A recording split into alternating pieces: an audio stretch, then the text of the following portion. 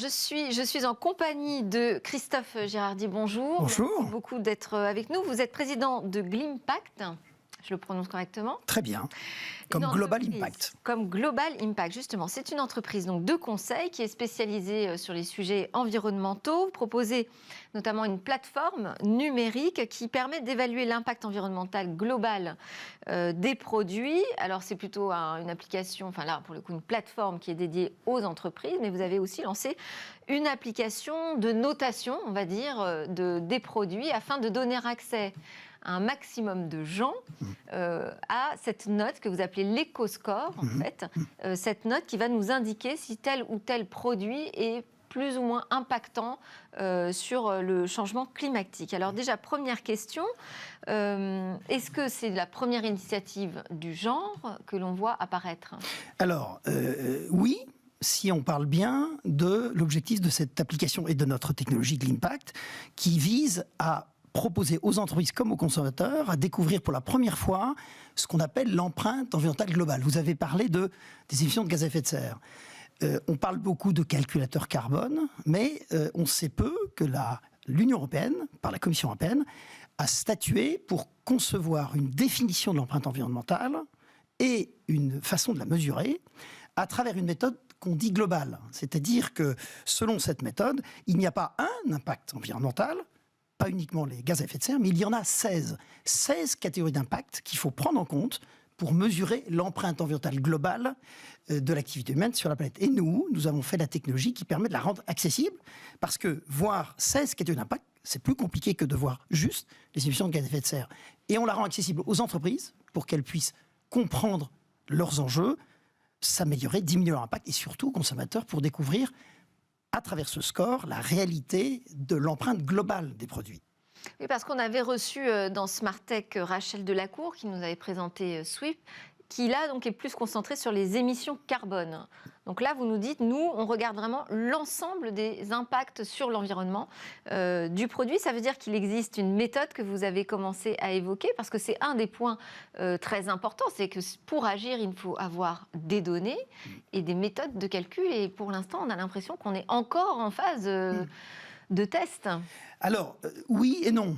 Oui, en France, et moi je déplore un peu que le gouvernement français, très européen, on ne peut pas reprocher au président de la République de ne pas être européen, oui, a aujourd'hui mis en place la loi Climat et Résilience, qui est une bonne loi, qui dans son article 1er prévoit de déployer l'affichage environnemental global. Donc c'est déjà, et pas simplement carbone. Hein. Alors je voudrais vous expliquer pourquoi c'est important de parler d'impact global. Les émissions de gaz à effet de serre, c'est très important, elles jouent sur le réchauffement climatique. Mais il y a plein d'autres impacts que les Français connaissent très bien. Les émissions de particules fines, c'est très important pour la santé, ça n'a rien à voir avec les émissions de gaz à effet de serre. L'utilisation des ressources naturelles, des ressources en eau, très important pour le domaine du textile. Et si on ne mesure que l'empreinte carbone, eh bien on peut mettre en place des stratégies de réduction de l'empreinte tout en augmentant ses impacts sur d'autres catégories d'impact. Après, j'imagine qu'il y a des niveaux, c'est-à-dire des proportions. L'empreinte carbone doit compter plus dans le score Vous général. avez raison, mais justement, la méthode définie par la Commission européenne avec un consensus scientifique a pondéré ces différentes catégories d'impact pour avoir un score qui est l'issue de cette pondération. Et vous avez raison de le dire, les émissions de gaz à effet de serre et le dérèglement climatique, on va en parler à la COP26, c'est très important, mais il n'y a pas que cela. Hein. Et donc, ça compte pour combien dans la note ? En moyenne, dans la note globale, en moyenne, hein, ça peut varier d'une catégorie à une autre, c'est environ 30%. Ça veut dire que si vous ne faites que votre empreinte carbone, vous passez à côté des 2/3 de votre empreinte. Nous avons un message qui résume bien ça. En matière environnementale, quand on ne voit pas tout, on ne voit rien. Et donc, il faut faire attention, quand on réduit ces émissions de gaz à effet de serre, de ne pas les transférer sur une autre catégorie d'impact.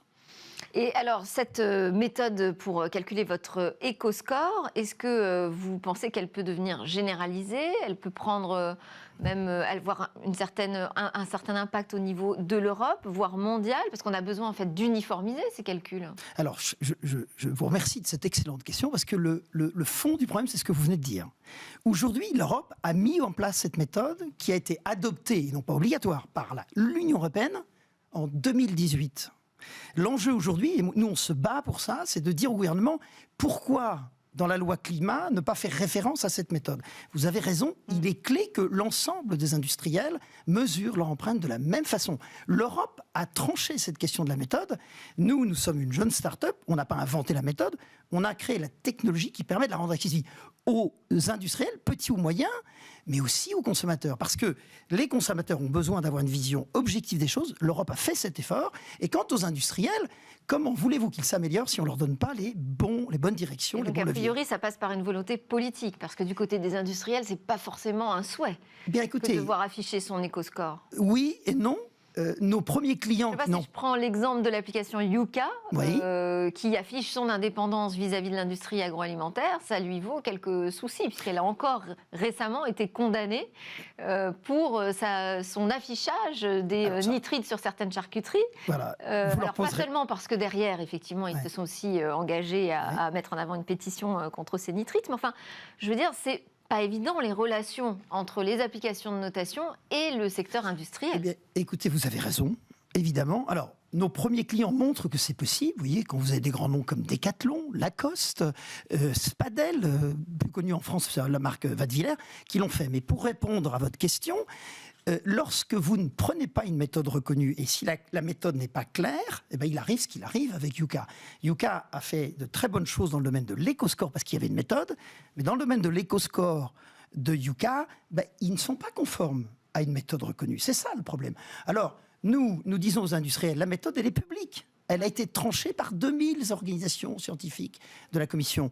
Donc, quand c'est clair et on s'impose le contrôle de tiers qui vont vérifier qu'on a bien appliqué la méthode dans notre technologie, à partir du moment, quand la règle est claire et surtout que les industriels ont les moyens de s'améliorer, je pense que ça va beaucoup mieux. Mais c'est vrai que c'est difficile, vous avez raison. Il faudrait que ça s'applique à quel type de produits ? Tous. Et aujourd'hui, je suis ravi de... Ma paire de lunettes... Oui, tous les produits ou les organisations. On peut mesurer la performance, l'empreinte environnementale de vos lunettes, de vos vêtements, mais aussi de votre télévision. Vous voyez, c'est autre chose. Donc nous, aujourd'hui, je suis ravi de le faire à l'occasion de cette émission. Nous lançons la première application smartphone qui va donner à tous les consommateurs l'empreinte environnementale de tous les produits alimentaires. Et qui va inciter... Donc en scannant le code barre ? C'est ça. Et vous allez, par exemple, apprendre qu'une eau minérale en PET est 2 fois moins impactante... PET ? En PET, c'est en plastique. Oui, l'eau minérale en plastique est 2 fois moins impactante qu'une eau minérale en verre non réutilisable. Par contre, c'est l'inverse. Si la bouteille en verre n'est pas jetée dans la poubelle et cassée, mais elle est réutilisable au moins une dizaine de fois. Vous allez apprendre, par exemple, que le lait de chèvre est 2 fois plus impactant que le lait de vache. Ou que ceux qui préfèrent le lait d'avoine, par exemple, le lait d'avoine est 5 fois moins impactant que le lait de vache, alors que le lait d'amande est, lui, 2 fois plus impactant que le lait de vache. Donc c'est ça ce que les consommateurs vont apprendre. Parce que alors ça, c'est pas du tout... Enfin, certains exemples sont intuitifs, d'autres pas du tout. Saviez-vous, par exemple, que la viande d'agneau est 9 fois plus impactante que la viande de poulet ? Alors quand je dis ça, je ne veux pas que les éleveurs d'agneaux me tombent dessus. L'idée, c'est pas de ne plus manger d'agneau, mais c'est de dire l'agneau est globalement beaucoup plus impactant qu'une autre viande. Il faut faire attention aux pratiques d'élevage de l'agneau en particulier. Il ne faut pas arrêter de manger de l'agneau. Il faut peut-être en manger moins et faire en sorte que les éleveurs puissent avoir de meilleures pratiques. Et c'est ça l'intérêt de notre technologie, c'est donner les bons leviers d'optimisation. L'application s'appelle Glimpact. Glimpact, bon, voilà. Très bien. Donc, si on veut avoir une idée de l'éco-responsabilité vous la téléchargez. De ce qu'on mange ou de ce qu'on porte ou de ce qu'on achète, ça vaut le coup d'aller regarder et on vous laisse de votre côté avancer avec les industriels et voilà, bien sûr. les politiques. Merci beaucoup Christophe Gérardier, merci à vous. Président donc, de Glimpact pour cet éclairage entre la relation entre le climat numérique, c'est parfois aussi des solutions. C'est l'heure de notre talk, on va parler de la Chine, un marché encore trop méconnu des startups françaises.